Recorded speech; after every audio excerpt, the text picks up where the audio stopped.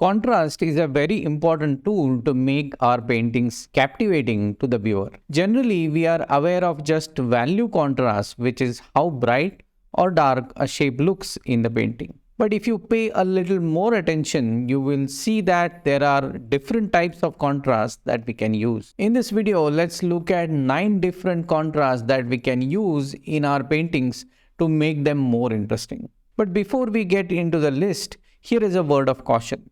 Contrast is a very potent tool, but if you use too much of it, you run the risk of making your paintings garish and flashy. So use it with caution.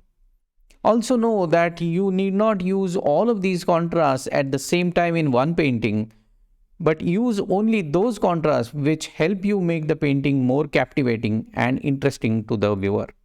Remember that too much can be too bad in this case also. Now let's look at various types of contrast that we can use in our paintings. The first one is the contrast in terms of shapes. So you can see that even though these three are trees, they have different shapes. This one is more thinner and vertical. This one is more spread out. This one is more like a sphere and so on. In terms of size also, they are completely varied.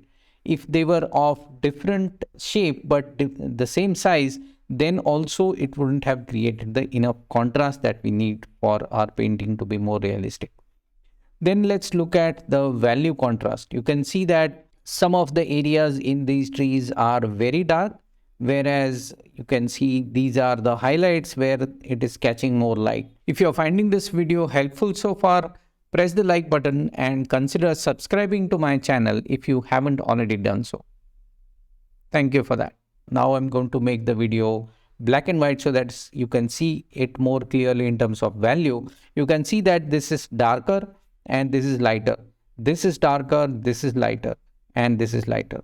In terms of just the sky also, this is lighter than this.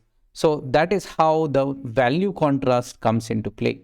Then let's look at color or the hue contrast. In terms of just green, if we talk about, then we can see that there are different types of greens, which this one is more yellowish green, this one is more muted green, this is kind of more richer green and so on.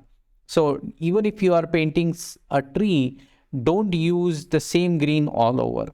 Use different types of hues which are close by, but they create a variety.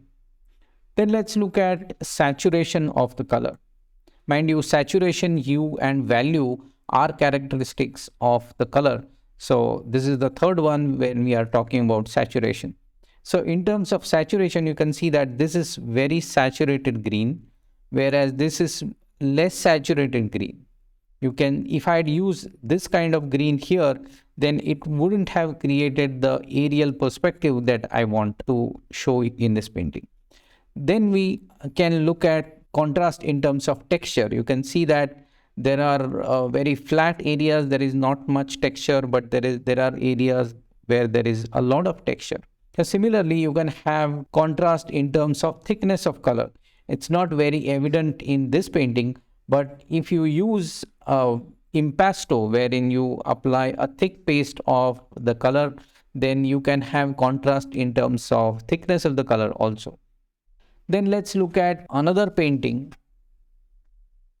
here, and let's look at contrast in terms of details, or whether the area is very simple and flat or it has more details in it. For example, this mountain area is not having any details in it, whereas you can see that this tree has a lot of details in it. This landmass or this land here is also having a lot of details in it. So in your painting, you should not have same amount of details all over the place. Wherever they are needed, for example, near the focal area, you should have more details. And where the areas are surrounding that, say they are kind of away from it, then you should have less and less amount of details in it. So that also creates contrast and prompts the viewer to give more attention to the focal area. And the ninth type of contrast what we can create is how we apply the brush strokes, whether they are controlled or they are carefree. For example, here the brush strokes are more controlled, that they're not haphazard, they're not very loose, But you can see that the brushstrokes here are very carefree and they're not very tightly controlled. So those are the different types of contrasts we can have in our paintings to create more and more interest and captivate the viewer who is looking at it.